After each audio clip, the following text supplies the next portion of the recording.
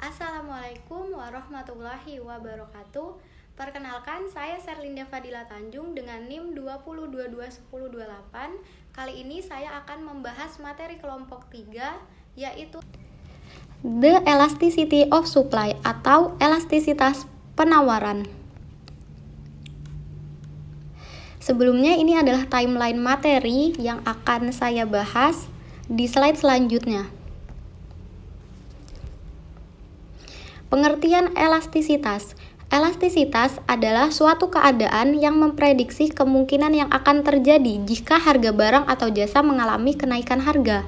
Sementara itu, pengertian elastisitas penawaran adalah suatu kondisi di mana penawaran terhadap jumlah barang atau jasa meningkat, dan otomatis harga jual dari barang atau jasa tersebut juga ikut mengalami peningkatan.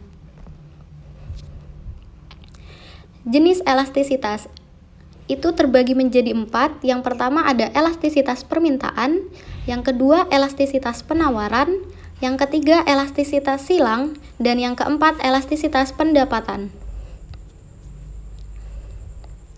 Harga elastisitas pendapatan dan penentuannya. Harga elastisitas pendapatan adalah elastisitas harga penawaran yang mengukur seberapa banyak kuantitas yang ditawarkan merespon perubahan harga.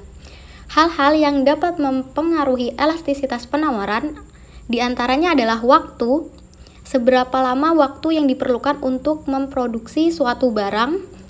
Yang kedua ada harga. Yang ketiga ada daya tahan barang, seberapa lama barang itu mampu untuk disimpan. Yang keempat ada mobilitas faktor produksi, seberapa fleksibel faktor produksi dari suatu barang atau jasa. Yang terakhir ada jumlah persediaan barang. Seberapa banyak jumlah atau stok barang yang disimpan oleh suatu produsen atau perusahaan. Variasi kurva penawaran. Variasi kurva penawaran terbagi menjadi 5. Yang pertama ada kurva penawaran inelastis sempurna.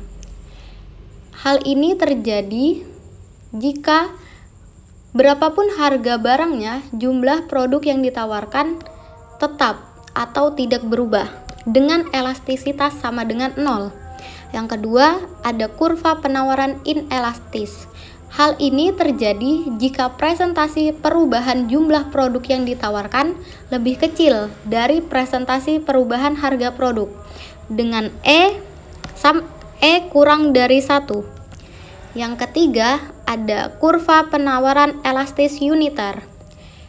Hal ini terjadi jika presentasi perubahan jumlah produk yang ditawarkan sama dengan presentasi perubahan harga produk dengan E sama dengan 1. Yang keempat, kurva penawaran elastis. Hal ini terjadi jika presentase perubahan jumlah produk yang ditawarkan lebih dari presentase perubahan harga produk dengan E lebih dari 1. Yang terakhir ada kurva penawaran elastis sempurna. Hal ini terjadi jika perubahan jumlah barang yang diminta itu naik, tapi harganya tidak berubah dengan E sama dengan tak hingga. Studi kasus. Di sini saya mengambil studi kasus tentang penimbunan masker di masa pandemi. Seperti yang kita ketahui bahwa akhir tahun 2019 pandemi COVID-19 mulai masuk ke Indonesia. Dilansir dari artikel pikiranrakyat.com, berita tentang penimbunan masker mulai marak terjadi semenjak penyebaran COVID-19 yang kian hari semakin meluas dan jumlah pasien yang terinfeksi semakin meningkat.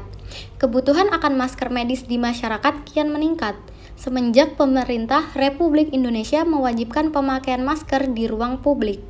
Hal ini dimanfaatkan oleh oknum tidak bertanggung jawab untuk meraup keuntungan yang tinggi dengan cara menimbun masker dengan harapan mereka bisa menjual dengan harga yang lebih tinggi.